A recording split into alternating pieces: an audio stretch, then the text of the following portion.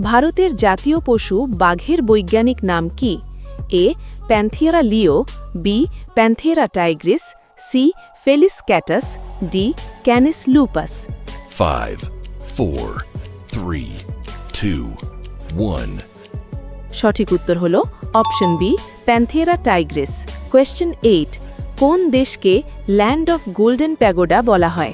এ. Thailand, B. Myanmar, C. চীন, D. Japan.